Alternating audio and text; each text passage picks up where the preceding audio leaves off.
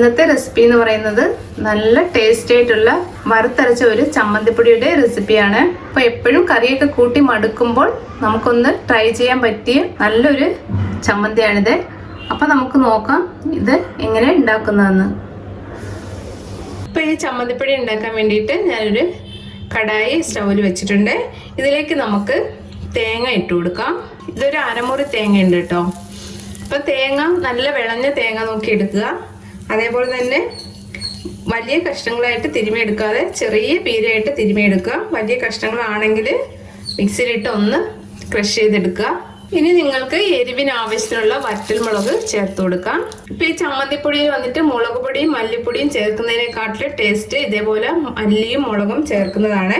ഇപ്പം ഞാനൊരു 6 വറ്റൽമുളക് ഇട്ട് കൊടുത്തിട്ടുണ്ട്. അതേപോലെ തന്നെ ഒരു 2-2.5 ടീസ്പൂണോളം മല്ലിയും ചേർത്ത് കൊടുത്തിട്ടുണ്ട്. ഇപ്പം നിങ്ങളുടെ എരിവിനനുസരിച്ച് വറ്റൽമുളക് എടുത്തോളൂ. അതേപോലെ തന്നെ ഒരു 6-7 അല്ലി വെളുത്തുള്ളി ഇട്ട് കൊടുക്കാം. ചെറുതായി അരിഞ്ഞ ഇഞ്ചി, പിന്നെ ഒരു 1/2 ടീസ്പൂൺ കുരുമുളക് ഇട്ട് കൊടുക്കാം. ആവശ്യത്തിനുള്ള പുളി ഇട്ട് കൊടുക്കാം. ഒരു 2 തണ്ട് കറിവേപ്പില ഇട്ട് കൊടുക്കാം. പിന്നെ ഇതെല്ലാം കൂടെ നമുക്ക് നന്നായിട്ടൊന്ന് വറുത്തെടുക്കാം. അപ്പോൾ വറുക്കുമ്പോൾ വെളിച്ചെണ്ണ ഒന്നും ഒഴിക്കരുത്. ഇപ്പം നിങ്ങൾക്ക് കുറച്ച് ദിവസമൊക്കെ ഇത് വെച്ചിരുന്ന് കഴിക്കണമെന്നുണ്ടെങ്കിൽ ഇതിലേക്ക് ചുവന്നുള്ളി ചേർത്ത് കൊടുക്കണ്ട.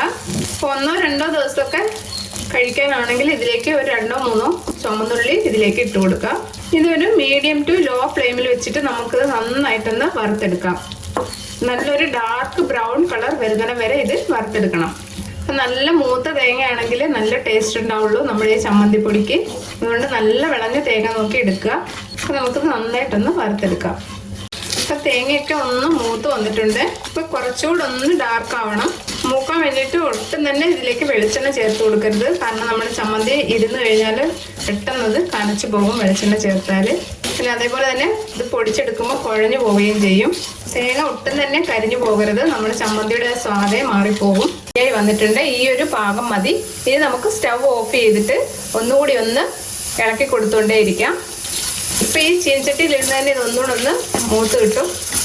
ഇനി നമുക്കിത് തണുത്തതിന് ശേഷം നന്നായിട്ടിത് പൊടിച്ചെടുക്കാം. ഇപ്പം ഈ വറുത്ത് വെച്ച തേങ്ങ നമുക്കൊരു മിക്സി ജാറിൽ ഇട്ട് നന്നായിട്ടൊന്ന് പൊടിച്ചെടുക്കാം. ജാറിൽ ഒട്ടും തന്നെ വെള്ളനനവ് ഉണ്ടാവാൻ പാടില്ല. ഇനി നമുക്കിതിലേക്ക് ആവശ്യത്തിനുള്ള ഉപ്പിട്ട് കൊടുക്കാം. ഇപ്പോൾ തേങ്ങ വറുക്കുമ്പോൾ ഈ ഒരു കളറിൽ തന്നെ വറുത്തെടുക്കണം. എന്നാലേ ഇതിന് അതിൻ്റേതായിട്ടുള്ള ആ ടേസ്റ്റ് കിട്ടുകയുള്ളൂ. നമുക്ക് ഉപ്പിട്ട് കൊടുക്കാം.